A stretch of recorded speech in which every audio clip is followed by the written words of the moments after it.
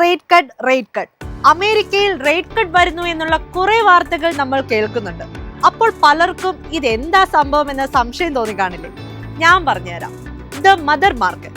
ലോക വിപണികളിൽ അമേരിക്കൻ വിപണികളെ പൊതുവെ അറിയപ്പെടുന്നത് ഇങ്ങനെയാണ്.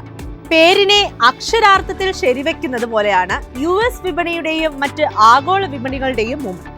അമേരിക്കൻ വിപണികളിൽ ഉണ്ടാകുന്ന ചെറു ചലനങ്ങളാണ് പലപ്പോഴും ആഗോള വിപണികളിൽ കൊടുങ്കാറ്റായി മാറുന്നത്. അമേരിക്കൻ സൂചികകളുടെ നിഴൽ പോലെയാണ് പലപ്പോഴും ആഗോള വിപണികളും മുന്നോട്ട് നീങ്ങുന്നത്. അതുകൊണ്ട് തന്നെയാണ് US സൂചികകളെ സ്വാധീനിക്കുന്ന ഓരോ ഇവന്റും ആഗോള നിക്ഷേപകരുടെ ശ്രദ്ധ ആകർഷിക്കുന്നത്. കോവിഡിന്റെ കൈപ്പിടിയിൽ നിന്ന് വിപണികൾ രക്ഷപ്പെട്ടത് മുതൽ നിക്ഷേപകരുടെ ഫോക്കൽ പോയിന്റായി മാറിയ ഇവന്റാണ് FOMC യോഗ തീരുമാനങ്ങൾ. അമേരിക്കയുടെ സെൻട്രൽ ബാങ്കായ ഫെഡറൽ റിസർവിലെ പോളിസി മേക്കേഴ്സിന്റെ ഒരു ഗ്രൂപ്പാണ് ഫെഡറൽ ഓപ്പൺ മാർക്കറ്റ് കമ്മിറ്റി അഥവാ FOMC. ബാങ്കിന്റെ പലിശ നിരക്കുമായി ബന്ധപ്പെട്ട തീരുമാനങ്ങൾ എടുക്കുന്ന ഘടകമാണിത്. ധനനയത്തിന്റെ ഭാഗമായാണ് പലിശ നിരക്ക് തീരുമാനിക്കുന്നത്. ഓവർനൈറ്റിൽ അമേരിക്കൻ വാണിജ്യ ബാങ്കുകൾ അവരുടെ അധിക കരുതൽ ധനം പരസ്പരം വായ്പ എടുക്കുകയും വായ്പ നൽകുകയും ചെയ്യുന്ന നിരക്കാണ് ഫെഡ് ഫണ്ട് നിരക്ക് അഥവാ ഫെഡ് നിരക്ക് എന്ന പേരിൽ പൊതുവെ അറിയപ്പെടുന്നത്. പ്രധാന സാമ്പത്തിക സൂചകങ്ങളെ അടിസ്ഥാനമാക്കിയാണ് FOMC പലിശ നിരക്ക് തീരുമാനങ്ങൾ എടുക്കുന്നത്. പണപ്പെരുപ്പം, ഡ്യൂറബിൾ ഗുഡ്സ് ഓർഡറുകൾ, തൊഴിലില്ലായ്മ നിരക്ക് തുടങ്ങിയ സമ്പദ് വ്യവസ്ഥയുടെ വളർച്ചയെ അഫക്ട് ചെയ്യുന്ന സൂചകങ്ങളെ ഇതിനായി ഫെഡ് ആശ്രയിക്കും. ഇനി ഈ പലിശ നിരക്കുകൾ എങ്ങനെയാണ് വിപണികളെ സ്വാധീനിക്കുക എന്ന് നോക്കാം. സാമ്പത്തിക വളർച്ചയെ ഉത്തേജിപ്പിക്കുന്നതിനായി ഫെഡ് പലിശ നിരക്ക് കുറയ്ക്കുന്നു. കാരണം കുറഞ്ഞ പലിശ നിരക്ക് കമ്പനികൾക്ക്, പ്രത്യേകിച്ചും കോർപ്പറേറ്റുകൾക്ക് വായ്പ എടുക്കുമ്പോഴുള്ള പലിശ നിരക്ക് കുറച്ച് നൽകുന്ന സ്ഥിതിയിലേക്ക് എത്തും. ഇത് കോർപ്പറേറ്റുകളുടെ ഉൽപാദനത്തെയും അവരുടെ നിക്ഷേപങ്ങളെയും ഉത്തേജിപ്പിക്കുകയും തുടർന്ന് സാമ്പത്തിക വളർച്ചയിലേക്കും നയിക്കും. സാമ്പത്തിക വളർച്ചയുടെ പ്രതിഫലനം പോലെ ഓഹരി വിപണികളെയും കൂടുതൽ ഉയരങ്ങളിലേക്ക് നയിക്കും. ഇതിനൊരു മറുവശം കൂടിയുണ്ട്. അമിതമായി പലിശ നിരക്ക് കുറഞ്ഞാൽ സമ്പദ് വ്യവസ്ഥയിലേക്ക് കൂടുതൽ പണം എത്തുകയും പണത്തിന്റെ മൂല്യം ഇടിയുകയും കൺസ്യൂമേഴ്സിന്റെ പർച്ചേസിംഗ് പവർ അഥവാ സാധനങ്ങൾ വാങ്ങാനുള്ള കഴിവിനെ കുറയ്ക്കുകയും ചെയ്യും.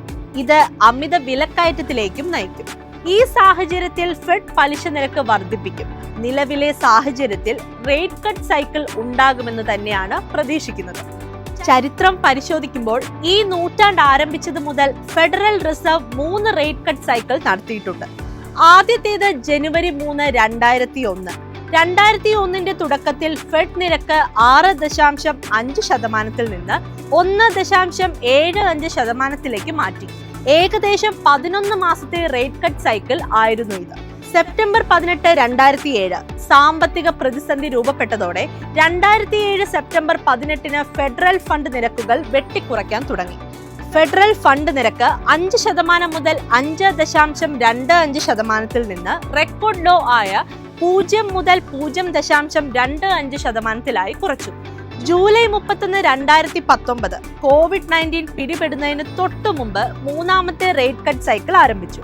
ഫെഡ് ഫണ്ട് നിരക്ക് അന്നത്തെ 2% മുതൽ 2.25% എന്ന പരിധിയിൽ നിന്ന് വീണ്ടും ചരിത്രപരമായി ലോ റേഞ്ച് 0% മുതൽ 0.25% കുറച്ചു.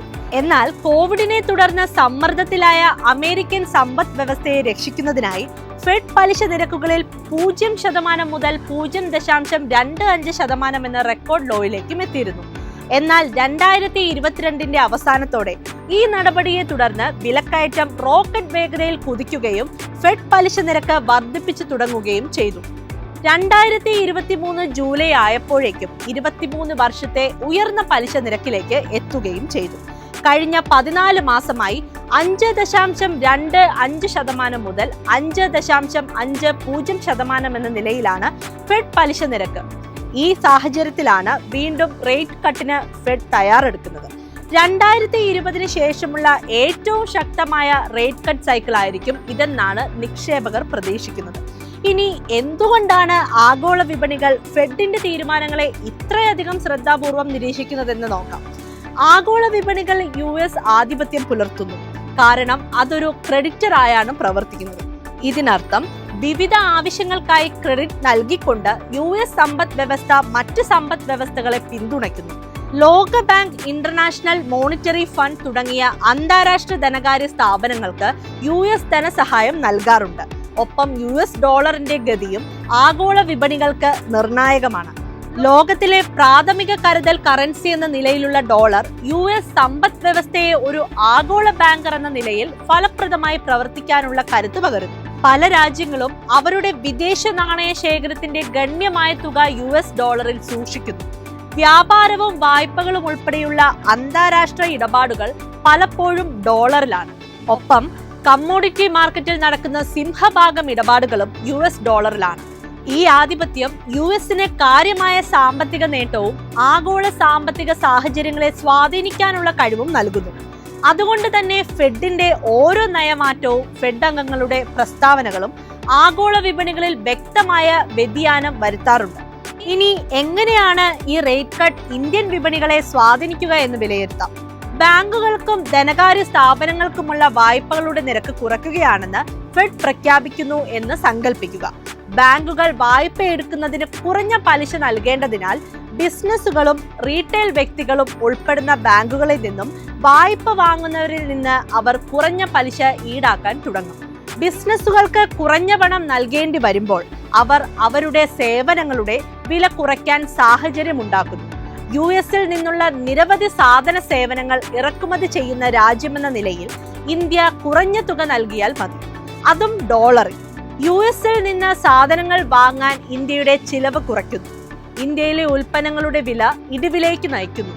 വില കുറയുമ്പോൾ സാധന സേവനങ്ങൾക്കായി സാധാരണക്കാർ കുറഞ്ഞ പണം ചെലവാക്കിയാൽ മതിയാകും. ഇത് അവരുടെ ജീവിത ചെലവ് കുറയ്ക്കും. കുറഞ്ഞ ചെലവുകളും നിക്ഷേപങ്ങളുടെ പലിശ നിരക്കും കാരണം ആളുകൾ അവരുടെ പണം ബാങ്കുകൾ, സർക്കാർ കോർപ്പറേറ്റ് ബോണ്ടുകൾ തുടങ്ങിയ സുരക്ഷിത മാർഗങ്ങളിൽ നിന്ന് പിൻവലിക്കാൻ തയ്യാറാണ്. ഇത് ഈ സെഗ്മെന്റുകളിൽ നിന്നും ഓഹരി വിപണികളിലേക്ക് കൂടുതൽ പണം എത്തുന്നതിന് കാരണമാവുകയും ഓഹരി വിപണിയെ ബുൾ റാലിയിലേക്ക് നയിക്കും. ഇനി പലിശ നിരക്ക് കൂടുമ്പോൾ മറിച്ചാകും സ്ഥിതിവിശേഷങ്ങൾ. ഒപ്പം ഫെഡിന്റെ തീരുമാനങ്ങളെ മറ്റ് രാജ്യങ്ങളുടെ സെൻട്രൽ ബാങ്കുകളും പിന്തുടരുന്ന സാഹചര്യമുണ്ട്. ചുരുക്കത്തിൽ ഫെഡ് തീരുമാനങ്ങൾ ഒരു പരിധിവരെ ആഗോള സമ്പദ് വ്യവസ്ഥയെയും അതുവഴി ഓഹരി വിപണികളെയും നിയന്ത്രിക്കുന്നു. ഫെഡിന്റെ തീരുമാനങ്ങൾ ഒരു എക്കണോമിക് ഇൻഡിക്കേറ്ററായും വിലയിരുത്താറുണ്ട്. മന്ദഗതിയിലായ സമ്പദ് വ്യവസ്ഥയെ ഉത്തേജിപ്പിക്കുന്നതിനുള്ള ഒരു നീക്കമായി നിരക്കുകൾ കുറയ്ക്കാനുള്ള തീരുമാനത്തെ കണ്ടേക്കാം. അത് ആഗോള എക്കണോമിക് സെന്റിമെന്റ്സും നിക്ഷേപകരുടെ ആത്മവിശ്വാസവും പ്രോത്സാഹിപ്പിക്കും. അമേരിക്കൻ സമ്പദ് വ്യവസ്ഥയുടെ മാത്രമല്ല, ആഗോള സമ്പദ് വ്യവസ്ഥയുടെ ആരോഗ്യത്തെക്കുറിച്ച് ഫെഡറേഷന്റെ തീരുമാനങ്ങൾ എന്താണ് സൂചിപ്പിക്കുന്നതെന്ന് വിലയിരുത്തിയാകും വിപണികൾ പ്രതികരിക്കുക.